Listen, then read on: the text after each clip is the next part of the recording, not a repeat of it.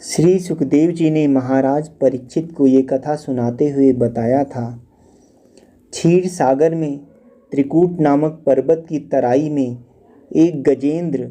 निर्भय होकर रहता था। प्रारब्ध की करनी थी कि वो एक अति बलवान ग्राह की पकड़ में आ गया। काफ़ी समय तक दोनों में खींचातानी चलती रही,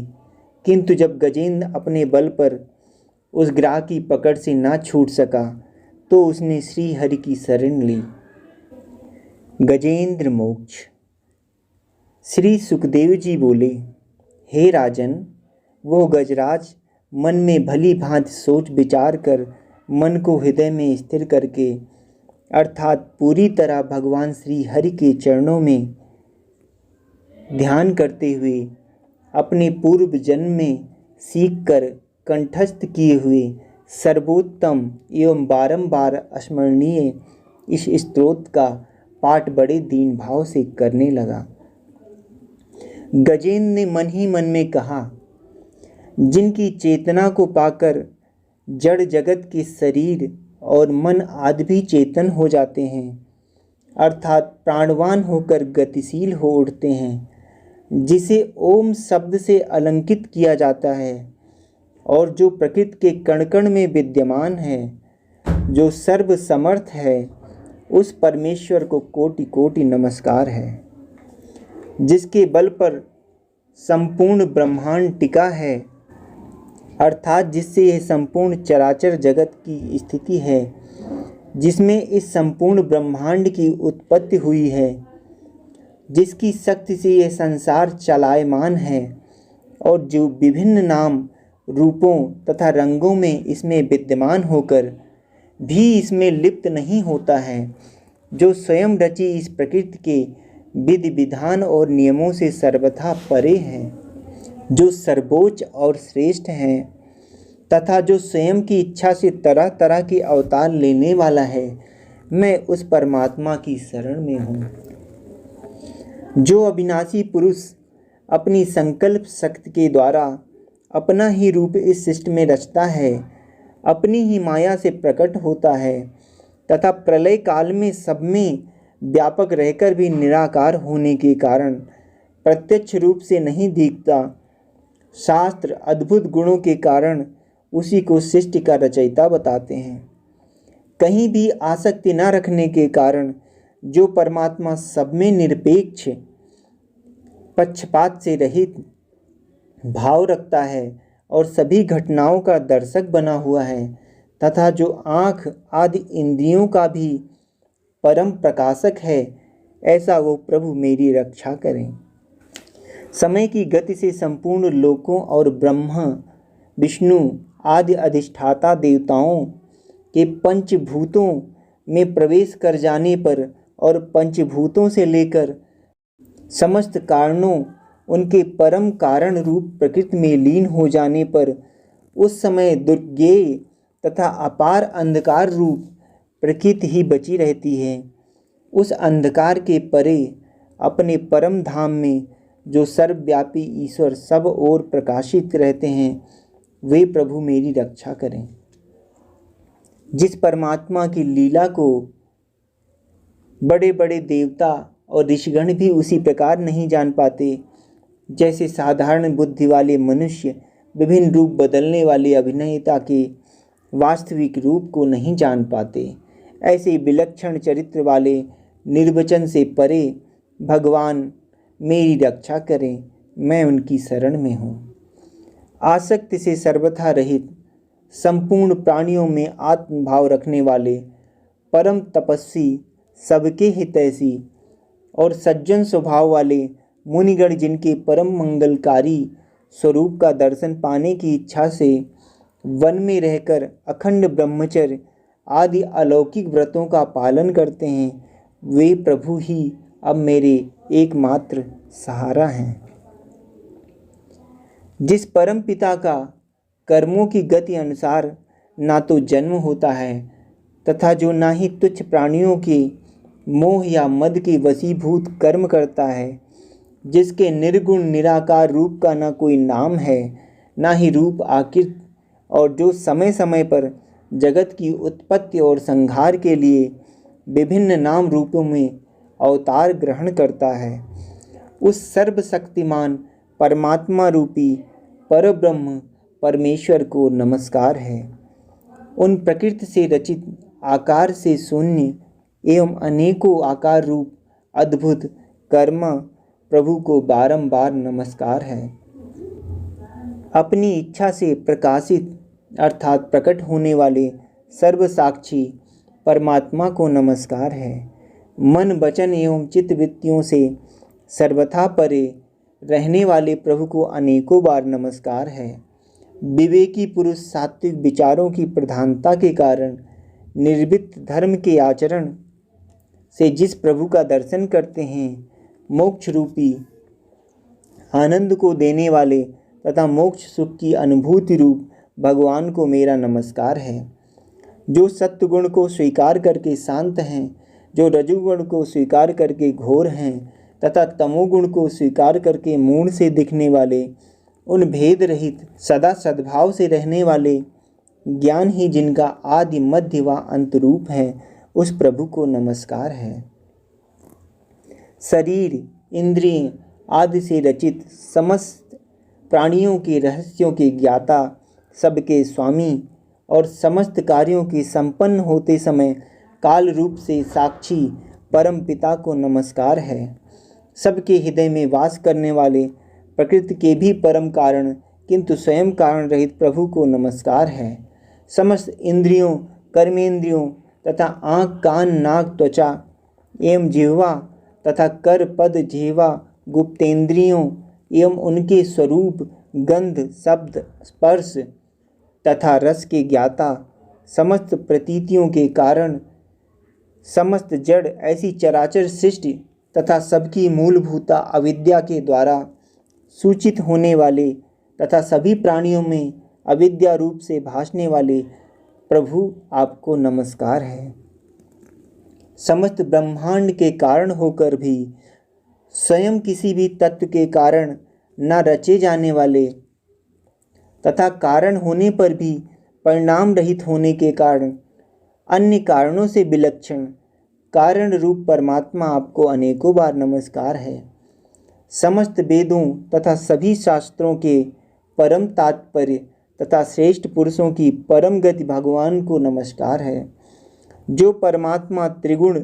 सत्य, रज एवं तम रूपी काष्ठ में छिपी हुई ज्ञान रूपी अग्नि है, इन गुणों में हलचल होने पर जिनके मन में शिष्ट रचने की भावना जाग जाती है तथा आत्म तत्व की भावना के द्वारा करने योग्य तथा न करने योग्य कर्मों के विधि विधान बताने वाले शास्त्र से ऊपर हैं, त्रिगुण के प्रभाव से मुक्त साधुजनों के हृदय में जो चैतन्य शक्ति के रूप से प्रकाशित होते हैं, ऐसे श्री प्रभु को मैं नमस्कार करता हूँ। मुझ जैसे शरण में आए हुए अविद्या की माया से मोहित जीव की अविद्या रूप फांस को सदा सदा के लिए पूरी तरह काट देने वाले अत्यधिक दयालु प्रभु को मेरा नमस्कार है। अपने अंश से संपूर्ण जीवों के मन में अंतर्यामी रूप से प्रकट रहने वाले सबके शासक अनंत परमात्मा प्रभु आपको मेरा नमस्कार है। देह, पुत्र, पुत्री, मित्रादि एवं धन संपत्ति तथा कुटुंबियों आसक्ति रखने वाले प्राणियों को कठिनाई से प्राप्त होने वाले तथा सब कुछ त्याग कर मोक्ष की इच्छा वाले प्राणियों द्वारा अपने हृदय में निरंतर चिंतित ज्ञान स्वरूप सर्वसमर्थ भगवान को मेरा नमस्कार है। जिस परम पिता को धर्म, मनवांछित सांसारिक पदार्थ, धन एवं मोक्ष की कामना से भजने वाले प्राणी अपनी मनचाही गति को प्राप्त कर लेते हैं तथा इनके अतिरिक्त जो इन सबको बिना मांगे ही अनेक दुर्लभ पदार्थ देते हैं तथा जन्म मरण रहित अपने पार्षद का शरीर भी अपने धाम में साथ में निवास करने के लिए दे देते हैं, वे अतिशय दयालु प्रभु मुझे इस विपत्ति से सदा के लिए उबार लें। जिस परम पिता के अनन्य भक्त जो एकमात्र उन श्री भगवान के ही शरणागत हैं तथा जिनके लिए धर्म, अर्थ आदि सभी पदार्थ व्यर्थ हैं, अर्थात जो कुछ भी नहीं चाहते बल्कि श्री हरि की परम कल्याणकारी और अत्यंत अद्भुत लीलाओं व गुणों का गान करते हुए परमानंद के समुद्र में गोते लगाते रहते हैं, उन अविनाशी, सर्वव्यापी, सर्वश्रेष्ठ सृष्टिकर्ता ब्रह्म के भी शासक, अभक्तों के लिए कहीं भी प्रकट होने वाले किंतु भक्ति योग द्वारा प्राप्त करने योग्य, अत्यंत निकट होने पर भी अपनी माया के कारण अत्यंत दूर प्रतीत होने वाले, नेत्रादि इंद्रियों के कारण जिनका दर्शन अति दुर्लभ है, अंतरहित किंतु सबके आदि कारण और जो सब प्रकार से परिपूर्ण हैं, उन श्री भगवान को मैं स्तुति करता हूँ। ब्रह्मा आदि सभी देवता, चारों वेद तथा संपूर्ण चराचर जीव नाम और आकृति के भेद से जिनके क्षुद्र अंश मात्र से रचे गए हैं, जिस प्रकार प्रचंड अग्नि से लपटे तथा सूर्य के किरणें अपने आप निकलती हैं और फिर उन्हीं में जाकर विलीन हो जाती हैं, उसी प्रकार बुद्धि, मन तथा इंद्रियां एवं नाना योनियों के शरीर, ये गुणमय प्रपंच जिन स्वयं प्रकाशित परमात्मा से प्रकट होता है और पुनः उन्हीं में लीन हो जाता है, वो परमपिता परमात्मा ना तो देव है, ना असुर है, न मनुष्य है, न अन्य किसी योनि का प्राणी है, न स्त्री है, न पुरुष है और न ही नपुंसक है। न कोई ऐसा जीव है जिसका इन तीनों ही श्रेणियों में समावेश हो सके। न वे गुण हैं, न कर्म हैं, न कार्य हैं, न कारण हैं। अंततः ये सब कुछ जो नहीं है, उसके बाद भी जो कुछ बचता है वही उस परमात्मा का स्वरूप है और वे सब ही सब कुछ हैं। वही ये सब कुछ हैं जो दिखाई दे रहा है। ऐसे परमात्मा मेरे उद्धार के लिए आविर्भूत हों। मैं इस ग्राह के चंगुल से छूटकर भी जीवित नहीं रहना चाहता, क्योंकि अंदर और बाहर सभी तरफ से अविद्या के द्वारा ढके हुए इस हाथी के शरीर से मुझे क्या लेना है। मुझे इससे अब कोई आसक्ति नहीं रह गई है। मैं तो आत्मा के प्रकाश को ढक देने वाले उस अज्ञान की निवृत्ति चाहता हूँ, जिसका कालक्रम से अपने आप नाश नहीं होता,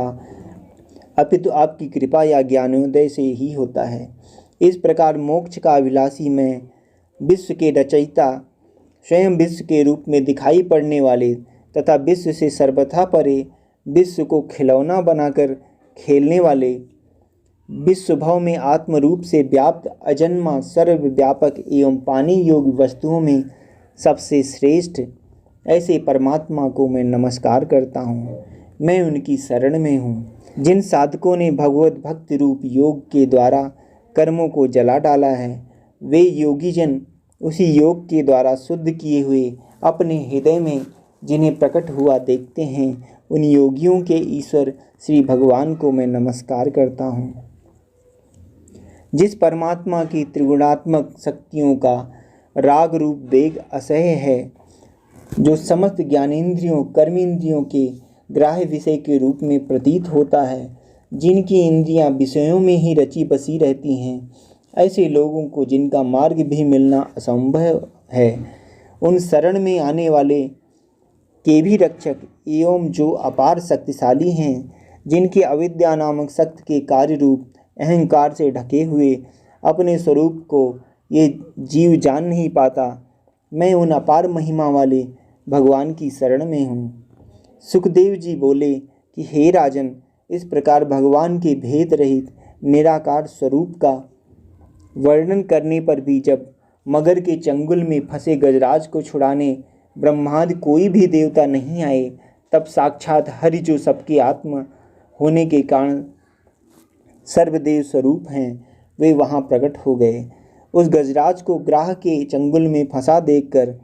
तथा उसकी करुण स्तुति सुनकर सुदर्शन चक्रधारी जगत के आधार भगवान इच्छा रूप बेग वाले गरुण जी की पीठ पर सवार होकर तत्काल उस स्थान पर पहुंच गए जहां वो हाथी था।